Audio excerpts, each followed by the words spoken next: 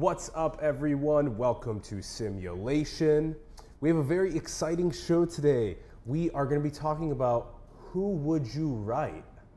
And we're going to be talking about the Last Letter Project. We have a very special guest. We have Andy Chaleff joining us. Hello, nice to be here. Thank you for coming on to the show. Greatly appreciate it. Much appreciated. And it was so cool that you came in with Joe Hudson, who we hosted last week, and then here you are now on the show, because that's what happens. You have really great people that get to meet that way, and I'm very blessed to have had the Last Letter fall into my life, and I'm super excited to talk about it on the show today. I'm excited. Your history is crazy. When you were telling me about this, I think it's important for us to unpack it. We have really cool images to talk about this as we go through. The whole essence of Who Would You Write is just crazy. So let's dig into this. Let's get to it. We have a cool picture of you and your mother to start us off. So tell us about the story and the book that you authored along the journey. Yeah, that's mom and dad. Mom and dad. So I had the typical family story with one loving and one not as loving. So dad was pretty rough. He was bipolar, and I don't know how many things he might have been diagnosed with, but it was not easy in the house. So basically, from a young age, I lived in a lot of fear. And mom was loving, right? It was interesting because mom was Catholic and dad was Jewish. So there was already tension in the family even before we were born. Both families did disown the other. So it took them to have grandkids in order to welcome them back in. So there was a lot of tension to begin with. But that was them, and that was sort of my childhood. A lot of dependency on mom for security. Yes. Yeah. And this is a really important thing to mention, just because everyone has these different sort of situations that they grow up in. Yeah. You have either, so it's very rare that you have a mom and dad that are just absolutely blissed out and like totally loving of the child and stuff. There's sometimes it's a divorce, sometimes it's the religious kerfuffle, sometimes it's one is abusive. Like, we've talked about that on the show so much, and it's just like, man, family is just a messed up thing.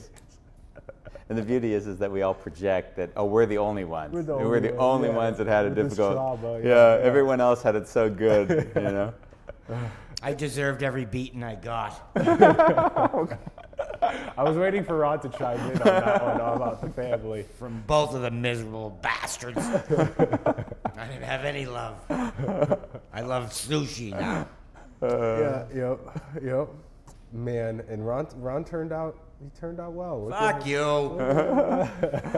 I've actually found, interestingly enough, the people that have had to overcome the most traumatic experiences are often the richest people to be with in their older age, because they kind of have to find a degree of peace with all of it. And so, I've certainly found that being around people that have gone through trauma and then sort of come out the back end are really incredible people to be around, Yeah. And the ones that haven't, that's why I'm taking this journey that I'm now on to sort of reach out and share some love and, take them to the light side if possible. Maybe we can have a session. Yeah, I'd love to, Ron. Why don't we break this into a session for... Right now, I recently learned the term unintegrated trauma. So whatever we experience when we're young and even when we're adults, we have to figure out how to integrate it into our lives and into our just well-being on a day-to-day basis. And when it's not integrated, it can really lead to some, really painful sort of neurosis or psychosis and just issues that we face. So integrating it is insanely important. Yeah. So, okay, so let's continue, because this was going on for you until you were 18, and then as you left... Well, I mean, mom and dad divorced when I was 10. Okay. But the drama stayed on for ad infinitum. But, I mean, the story, because the story, if we go to really the story of leading into the impetus for the book, was very much tied to my relationship with my mom. Yes. Because when we got divorced, you know how the shuffle works. The kids go to one side or the other side, and I went to mom's side. And, every time I talked to dad, there'd always be some, issue. Yeah. There's always one of us. I have two. I'm the youngest of the three of us. So I'm the baby, thank God. I got, I didn't have all the difficulties of older ones. Yeah. But what happened was that that one of us, and I think this happens in families pretty regularly, there was always one of us that was in the penalty box. So it was like, I'm not talking to Dad for the next 3 years. I'm not talking to Dad. So that was basically our lives. Was there's always one of us was in the penalty box. Penalty box, yeah. And the other two had to, deal with the drama of talking to one or the other, and it was never really that easy. And yeah, I went. The story for me where it really, shifted my life was going to college. Yes. So tell us about this. Yeah. So when I went to college as a freshman, I was really, I don't know what I was thinking, but I decided to do a sociology of death class. Actually, I do know what I was thinking. I was scared to death of death. And then and that's so interesting that taking the class also was a deep part of what ended up happening at the time. It's crazy. Yeah, because at 13 or 14, I'd wake up in the middle of the night with hyperventilating attacks. Just like fear, like this, I can't even, I don't want to go there now because my skin kind of gets crawly when I think into it, but it was like, wow, this eternal non-existence thing. Yeah. And then where was I before I was born? Exactly. I was eternally non-existent. Oh, Yeah. I mean, even now I can feel that my system kind of feel into that fear as a child. And so I said, let's check this thing out and go to the course and see what I can discover. And what I discovered was less of the fear or overcoming the fear and more coming to grips with the reality I was going to lose everything that I loved. Yeah. And the first thing that hit me viscerally was my mom, because you can imagine she was your stability. She was the only thing that made, she actually gave, I'd almost say, my life meaning. So mom was the thing that made life worth living feeling. So when I went to college and then I had that experience, I'd said, I'm going to write her a letter. I said, I'm going to write my mom a letter. Like, this is the moment. And everything was great. There was nothing that needed to be said because there was a problem. It was just like, I really want her to know how I feel. Yes. I want to make sure that everything I have to say to her is said now, and I don't want to leave anything unsaid. Yes. So I wrote that letter. I wrote it. And you have a copy of it. So. Yeah, I have a copy of it. And it's in the book? Yeah, it's in the book. Yep. So I wrote that letter and I ran and caught the postman. I remember it I remember seeing him. And I'm I want her to get this letter really quick. Quick, yeah. Because I just want to have that connection, and I want her to know how much she meant to me and means to me at that time. And she got the letter, and then she left me a voicemail, and she just said, "Lovely letter, thank you." Yes. Yes. And strangely, or quite interestingly, I sent her my final essay in the sociology of death class, which was basically an essay 4-pager on the death of somebody. Yes. It was in the letter that she got, additional to the actual letter. And then, she went out that night. It was, she would have gotten it, say 6, 7, left the message, and 4 hours later, she was hit and killed by a drunk driver. So that changed life forever. It was the same day. Same day. It was a few hours after she got the After message. she left the voicemail. After she left the voicemail. Yeah.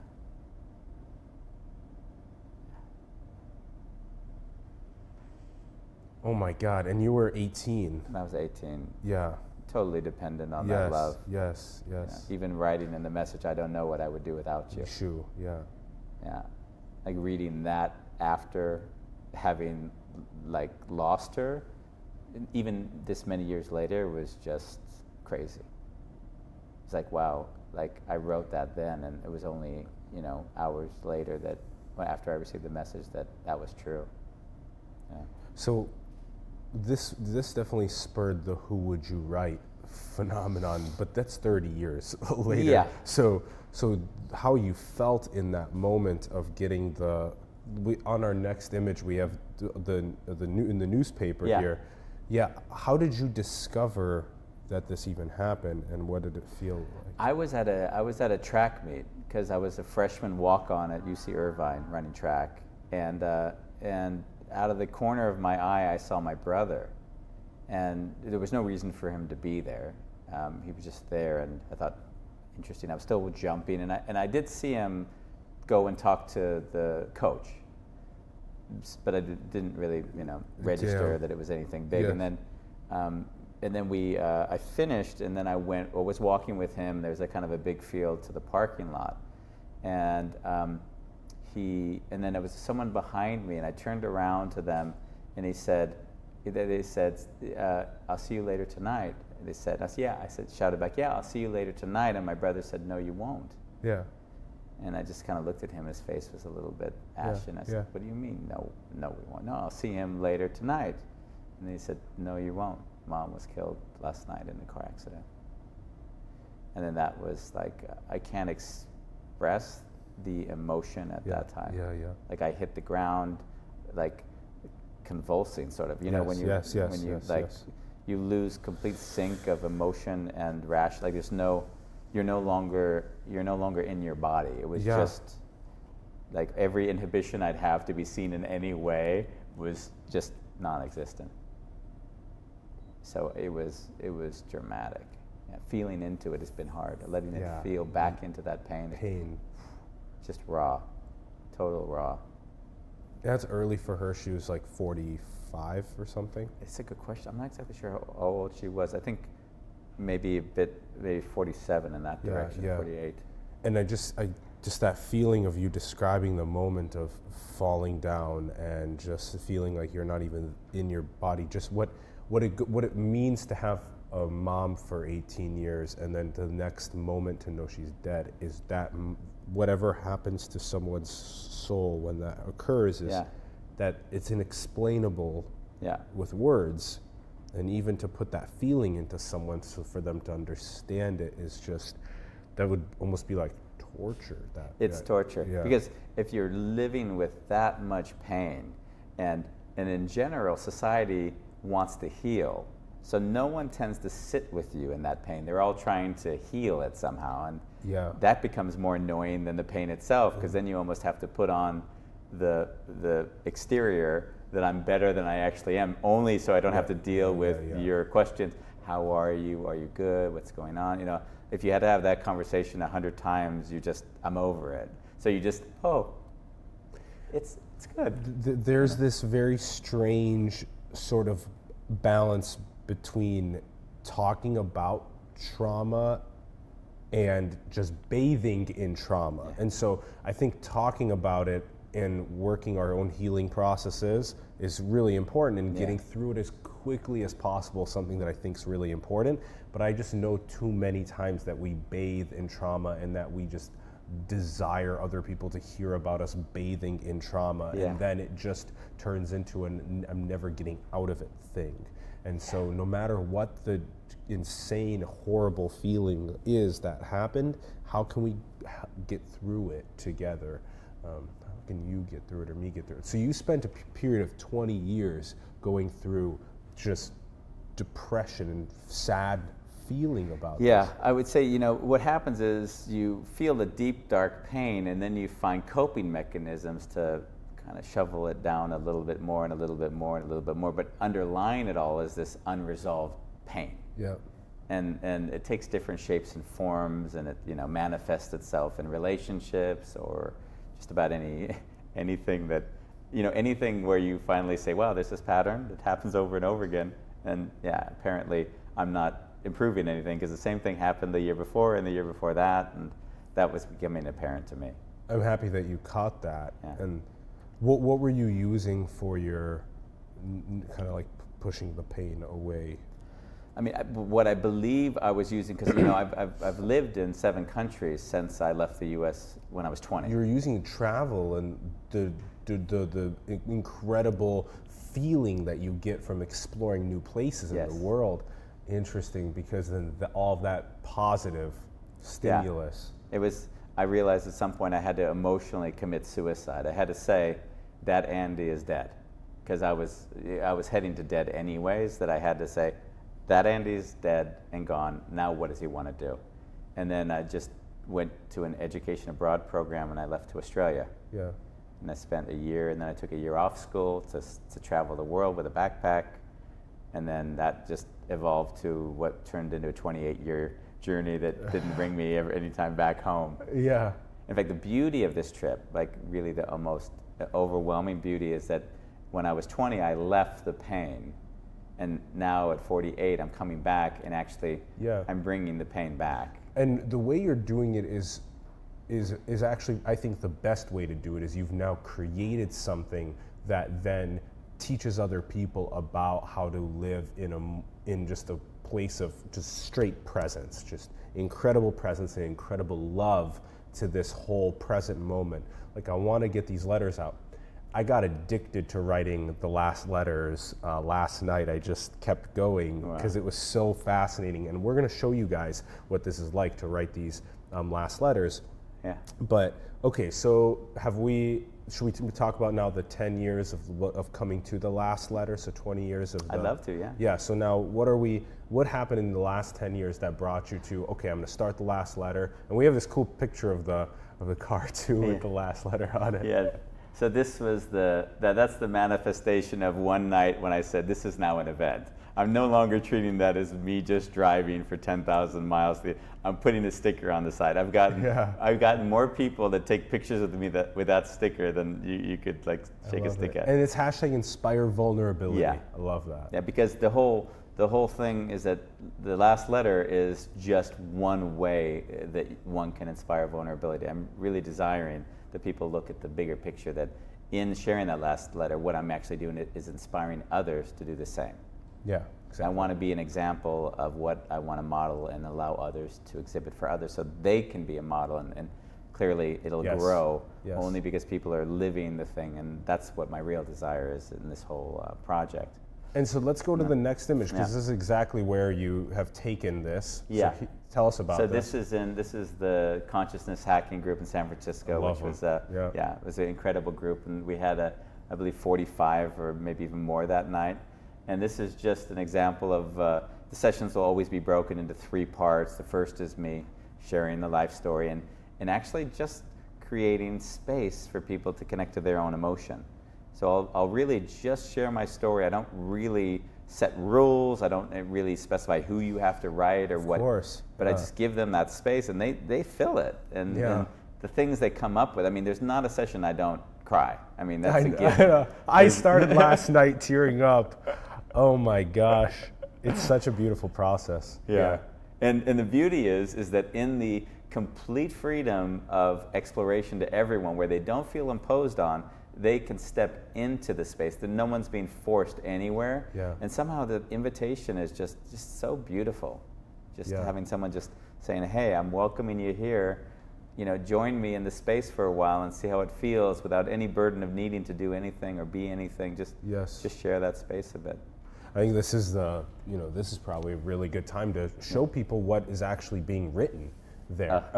Because, all right, we have we have Andy's website here is thelastletter.com, and the link's in the bio as well. And when you get to the last letter, Ron, you showing the NDI? Yeah. Awesome. So as you see on the screen, you got thelastletter.com, and then when you reach the site and you get to right here, you see Write My Letter.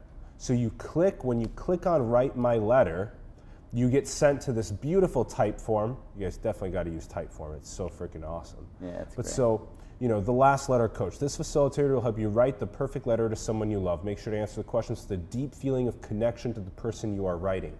That last sentence is so important with this project because you're going to be prompted with these questions, and you have to be, and again, inspire vulnerability. You have to be as vulnerable as possible. So let's go through just a quick sample one. So what is your first name? Alan. Who is the first name of the person you're writing to? Let's say I'm writing to Andy.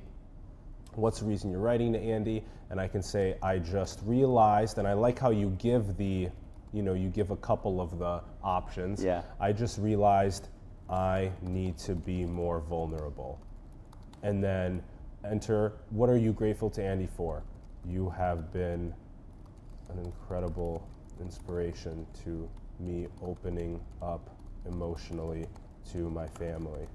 And then what has Andy specifically done for you? When you look at me to fully see me.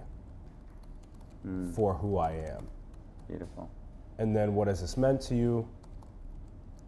This means that I can be myself in the most emotional ways without feeling bad about it. And then how has Andy impacted your life? When I look at my life, I feel like I've felt more. And then what are your favorite memories? I'll never forget our show together. And then what have you always wanted to share with Andy? This last question is super interesting because you're really getting them to stretch into, what's the most challenging thing to say? And you got to really, really, pull here. And I might say like, it's hard for me to share that I wish I was there to help you with those 20 years. Yeah. And so, below you'll find your letter. Please copy and paste this into an email or go ahead and send it as an actual handwritten letter. Yeah. So just like that, you take this and then you copy it into an email and here it is. Dear Andy, I just realized I need to be more vulnerable. You have been an incredible inspiration to me, opening up emotionally to my family. When you look at me to fully see me for who I am, this means I can be myself in the most emotional ways without feeling bad about it. When I look at my life, I feel like I felt more. I'll never forget our show together. It's hard for me to share that I wish I was there to help you with those 20 years. Love, Alan. That right there is, and you can take it and you can chop it up. You can add another sentence to it. You can make spacing throughout it. It's just, and you can edit these questions. There's so much that we have yet to brainstorm on because this is what I was thinking of last night when I was emailing you, was just that, oh, wow, imagine, because simulation, we ask about, what are we going to do about robot ethics? What are we going to do about geopolitics? What is the deepest emotion you've ever felt? What's the most beautiful thing in the world? Yeah. All these tougher questions. And what would it look like if people drafted up their answers to these questions, emotional, vulnerable, scientific, technological, inspirational, and then put it into these beautiful type forms that then source these amazing letters that they could then share on social media or share with their beloved ones. I love it. Yeah. I love it. Yeah, I mean, I love that you used it and actually got the value out of it, because of course that was where I saw it. And a lot of people copy and paste it, so I don't necessarily get to see the results of their activities. So it's really great to see it here. And yeah. Oh, and then just at the very end, there's the finally, what's your email address? And then you can say that, please feel free to use my responses on this site in social media or print, or just be anonymous, or just don't use it. Yeah. And so, I clicked use it because I want to, I want to see that, And so just like that. So we wanted to walk you guys through that so you could. Thank you for that. Yeah. Much appreciated. Oh, I'm excited to send that to you later. Yeah. and add a bit to it too. And yeah, there's a lot that, we just saw the example of when you were at consciousness hacking, and then there's another example. We have another image after consciousness hacking to show. And so, this is when you actually have people handwriting it versus using it digitally. Yeah. Big difference as well. Yeah, what I've seen is that I don't force the handwriting. I have pens and paper and I say, let's explore. And some people just grab out their computers and that's just fine. But what I've seen is there is clearly a cognitive response to writing. Yeah. You're writing and you're feeling, we've separated so much from the contact of the emotion that having the pen and paper is one step closer to the actual feeling that we're experiencing as we write. And I've seen just incredible discoveries. So what people come to me with at these sessions is always, it blows me away. And it never ceases to blow me away. They're writing to the things that have been on their minds for years and years. And they're just releasing it. In ways I would have never expected it to go as far as it has gone, which is, as I said, I'm crying in each session because these people are it's almost like I'm the priest and they're coming to the priest with the confession. And the confession is, I've suffered for 15 years and you've given me this opportunity to connect to that, and I'm grateful for that. And, yes. and there's just such gratitude for me that I can be that for somebody else. I love it. And we have a good example too, but I really like how you made it. You gave this really far example, which is like, I've suffered for 15 years. And there's these other examples which are like, you know, my communication with my mom just hasn't been that great, or like, I feel very disconnected from my dad, or you know, something about my boyfriend or my girlfriend or my boss or my close friend or whatever. And even that message, even though it's not as crazy traumatizing, is still really empowering for someone. So there's this whole range of Yes. Yeah. And you know what's interesting about the paper is that then they still have to go to the post office and send it off. But with the digital, you have no excuse, because it's literally done for you right there, and all you have to do is put it into an email. So that's like no excuse. This one, someone could still be like, I don't want to send it. Well, you know, I actually want people to write it without even the necessity to send it. Because in a weird way, that necessity actually cuts them back from maybe sharing everything that they need to get it off their chest. That's a good point. So I really want people to not even have that. I had someone in the session of the Kohack come to me and say, Andy, I'm scared if I send this that they won't be able to receive it. Yeah. And I was really clear, listen, you write this for yourself with everything you need to say. And afterwards, you decide what you want to do with it. And he just started to smile, like, wow, I can really feel what's going on. And he came to me afterwards and just deeply grateful. He was just hugged me for a long time and said, you really helped me ground things that weren't feeling comfortable. Oh, I love that. It's, you write the letter and you don't even have to have the forceful feeling of, oh, I have to send this, because then you can really unleash in your fullest. But at the same time, it's like, if you do promise yourself to send the letter, at least you can unleash like maybe 25 or 50% and send it, so you can start moving the boulder up the hill. Yeah, and I mean, the whole thing, if you stay an invitation, everything works effortlessly. When you start imposing, people are going to resist, because they're going to say, I know you want something from me. And actually, I just want to be there for people in love. And let them feel what, I mean, this is when I can cry every time, because in the last session, this guy looked at me in the middle of the group and said to me, Andy, why are you doing this?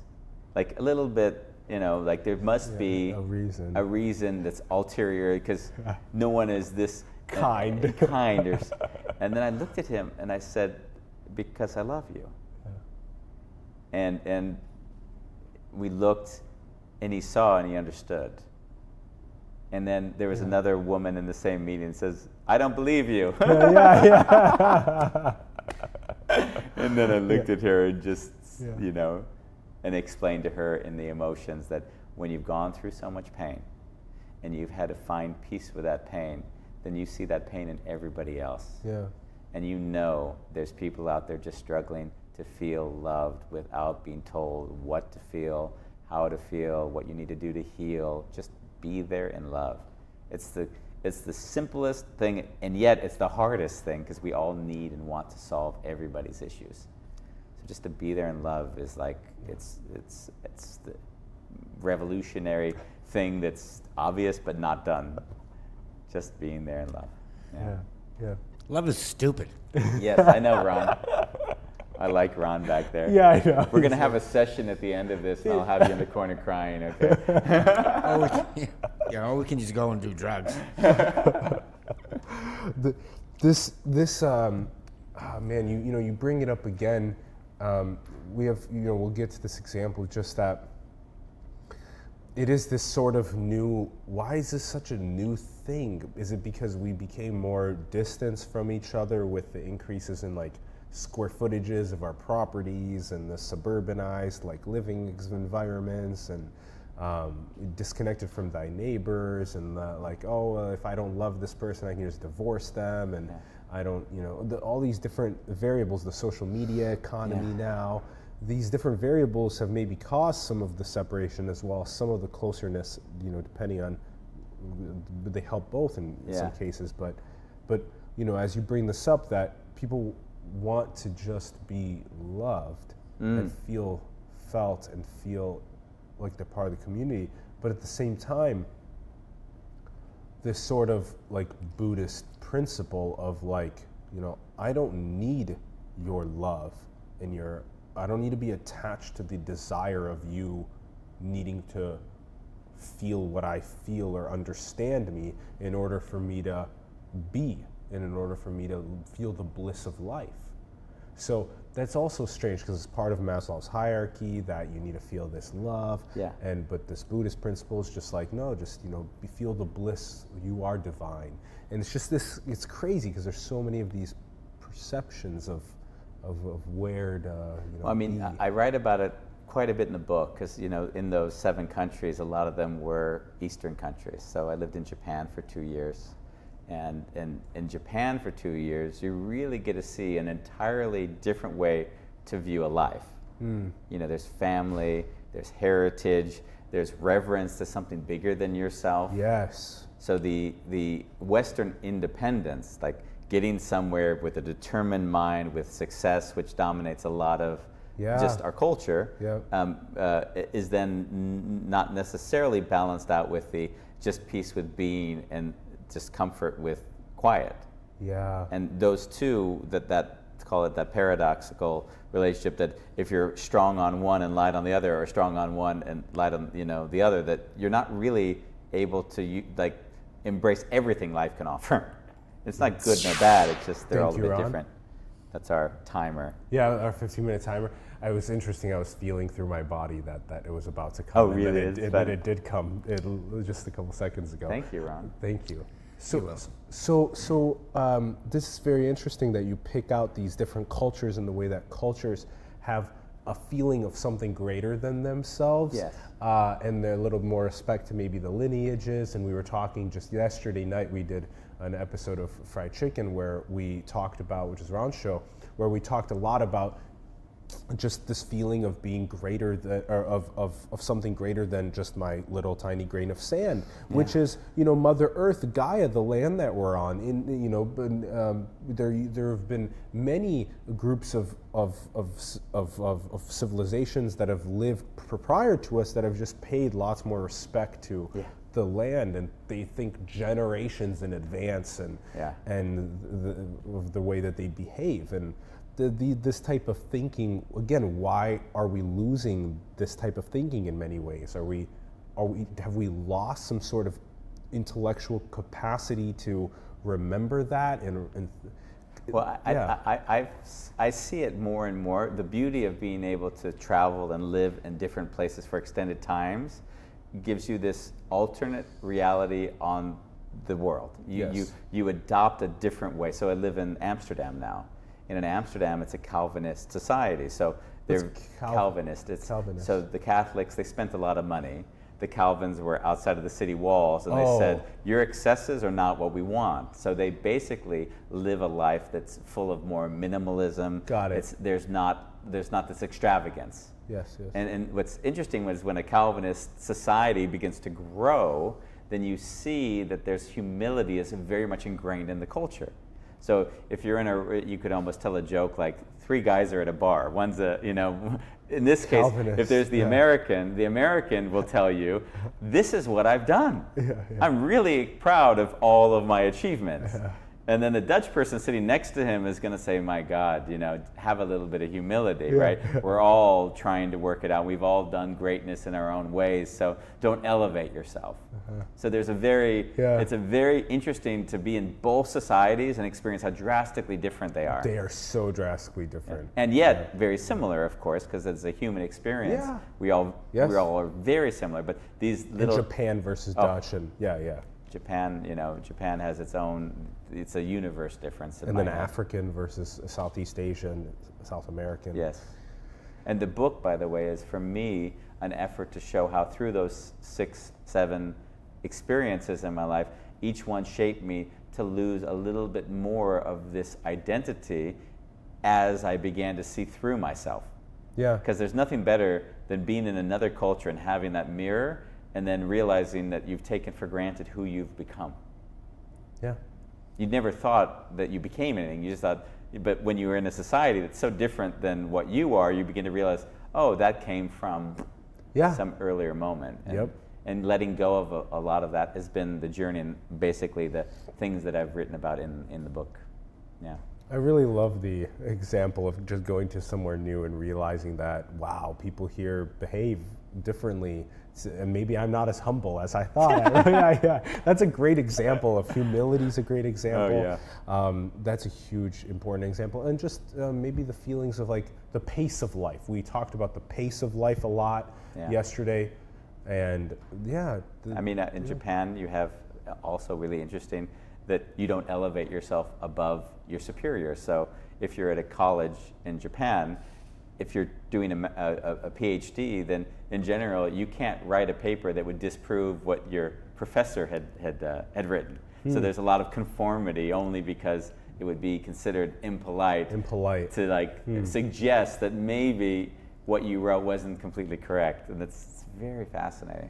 And you take the different examples here of profound sort of bits that people let you roll with on inspiring vulnerability and share. And this is one of the most important ones to me because when I basically told my wife what I was doing, I said, Ronnie, I'm going to go take 3 months off, do a journey, and experience this and grow.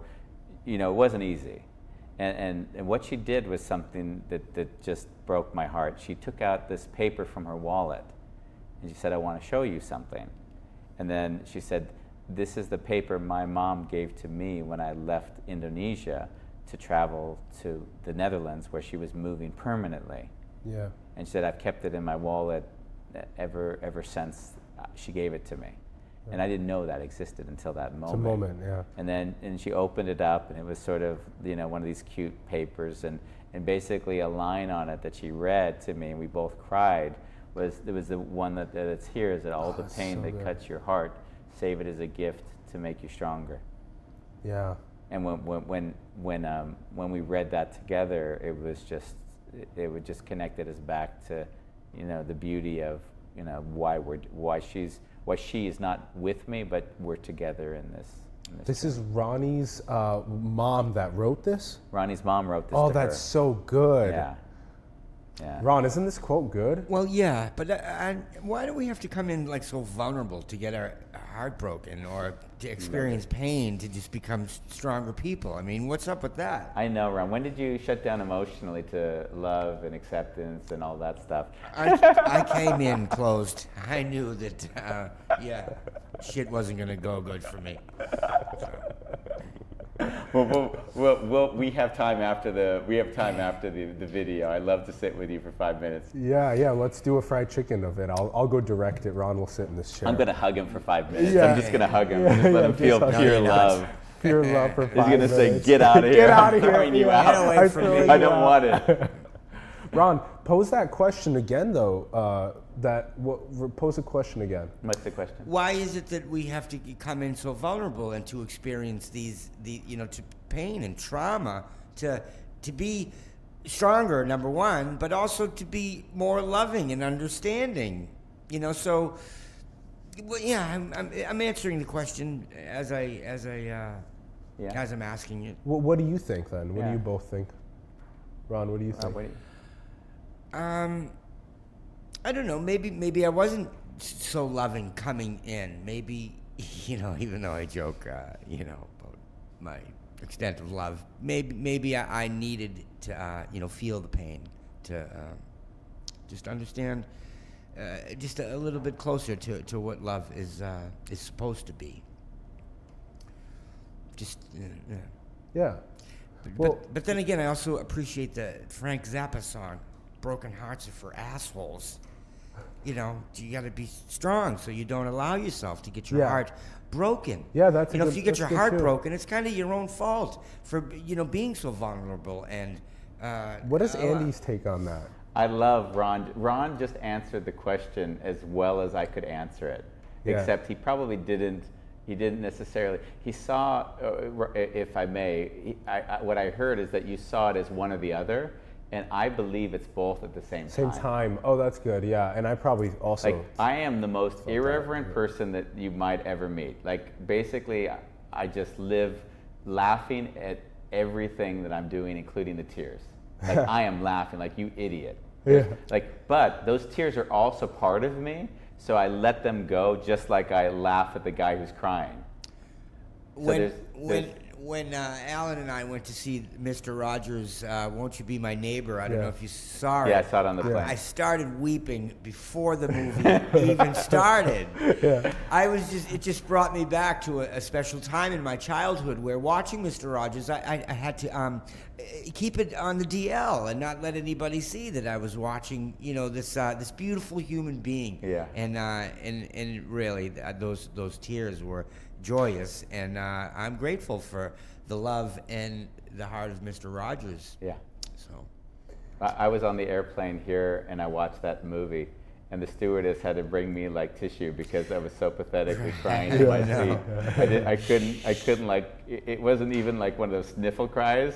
It was just oh my God. Yeah. I know. So, okay, you guys just had a great little dialogue there about how it's this feeling of being okay with being vulnerable and seeing those cuts that came in to let them make you stronger, but also the true importance of being like, hey, that thing that you think's a cut on my heart, I feel great, I feel powerful, I'm good, like I don't have that weakness, that's the problem that I've seen and drives me crazy is the judgment to emotion. Yeah. It is emotion. Just let it be. Let it be. And don't attach to what it means. Don't go Freud on it. Just let it be. I mean, there's a beauty to yelling and screaming and crying, and it's all there, so why pretend like it's not there? But don't necessarily then say, oh, that is me. It's just part of me that happens to be present now. And that's freedom in my experience. When I'm not able to be that, then I'm stuck. Yeah. Because then I'm holding an emotion back and protecting, or So in reaction to Ron, I would say you are totally right. I do not want you to be vulnerable, nor should you do it. But if you see yourself holding yourself back because you're scared or anxious, then do it only to learn the lesson that you can learn by doing it. That's it. Is that okay? Yeah. This has been really solid. This right here about.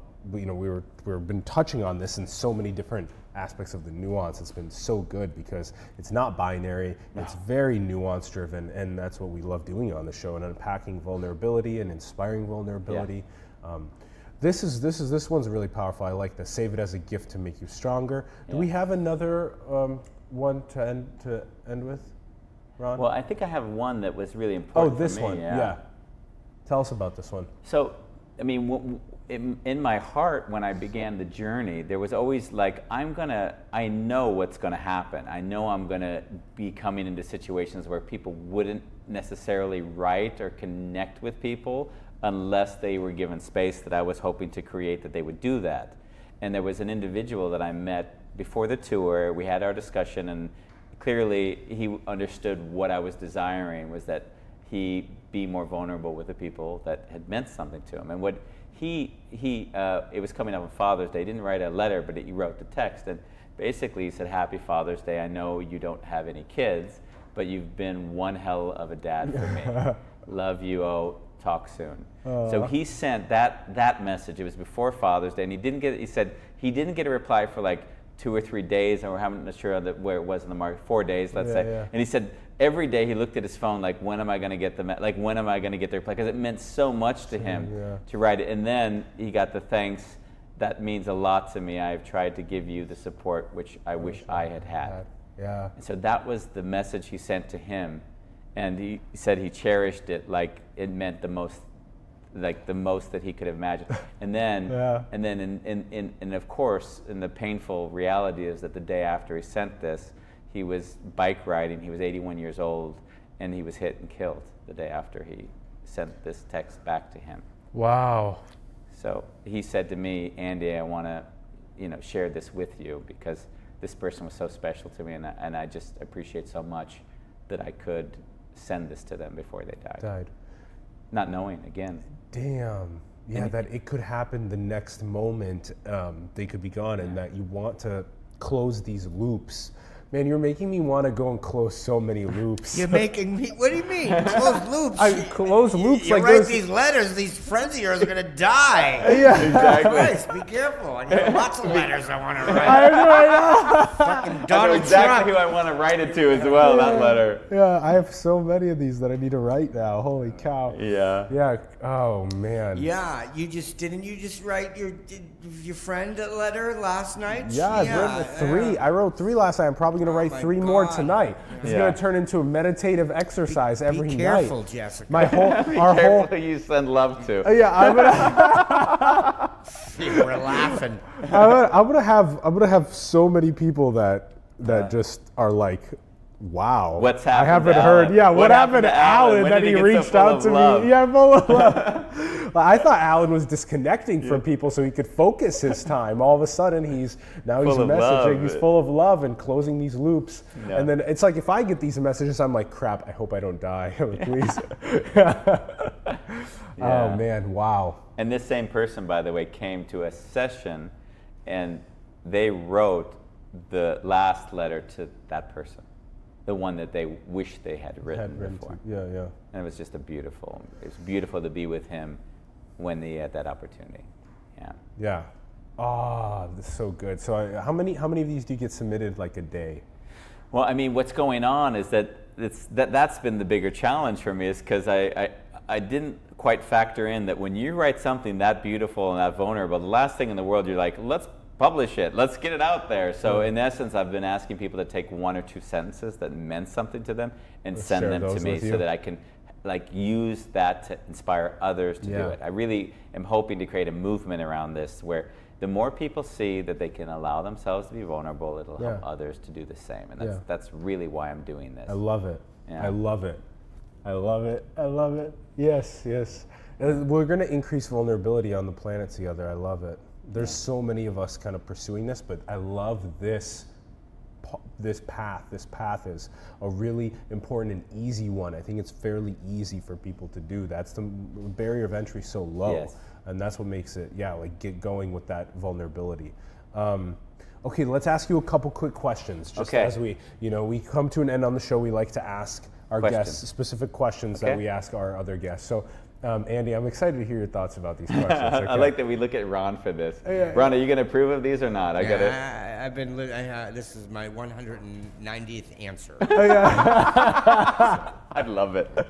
Okay, Andy, do you think we're alone in the cosmos? No. No. And I don't know why the question is relevant in one level, because why does it matter? I mean, if we take ourselves so seriously, then to some degree it's almost like, wow, we are the creators. And in some way, yes, we are the creators of our awareness of the world, but this is so much bigger than us that it would be hard for me to just say we're the ones, Okay, next question is, do you think we're in a simulation? I know we're in a simulation, because if you look at your brain creates the reality it experiences, and it's using sensors, it's using ears, eyes, taste. So it is a simulation that we ourselves are basically in, and to the degree that we're aware of the simulation is hopefully where consciousness allows us that possibility to expand beyond it. But it's not easy. It's a journey of exploration, self-exploration. So you have identified that you taking in sensory inputs that are limited to whatever senses we have. That the fact that we're simulating our understanding of where we're at and stuff, that in itself is a simulation. Yeah. Okay. And then do you think that this reality that we live in is being simulated at a grander scale? Well, imagine this. We all live in a shared projection. You take money, for example. Yeah, shared projection. Money is paper. Totally. It's only paper. It could lose its value tomorrow, and then we would be confused as to how did we project value onto something that's now worthless. So it is a shared projection. It's just a question of how conscious are we of that projection. Good and stuff. how much does that define us without us knowing it. Yeah. That's the Yeah. That's the riddle that we all have to solve for ourselves. So as we guide more people to objectively understanding that it is just a shared hallucination, Yes. the value of this, or that, you know, we both call that a glass, you know, Yeah. or these different things. Okay. All right, good answer, good answer. All right, Andy, last question. Okay. What do you think is the most beautiful thing in the world? The most beautiful thing.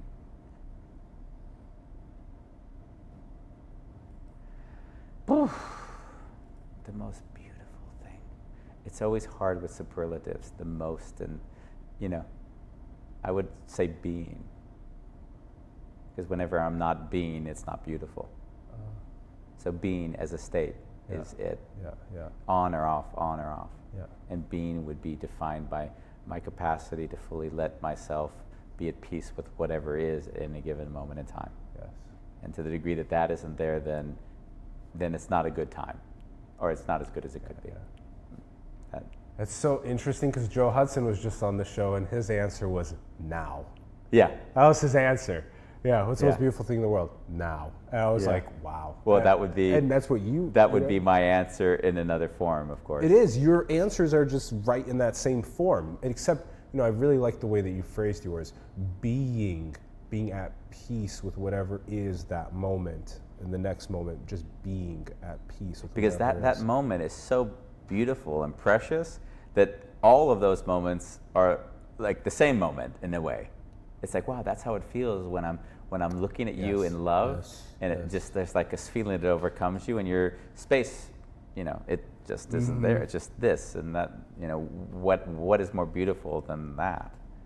It's almost like there is some sort of a vibration that when we are in the, you know, fight or flight sort of mode, that it just, the vibration's so close to us. Yeah. And then when we're in an open, vulnerable mode, this sort of heart and bodily energy is just vibing outward, and then you're vibing inward, and Yeah. I'm just, whoa.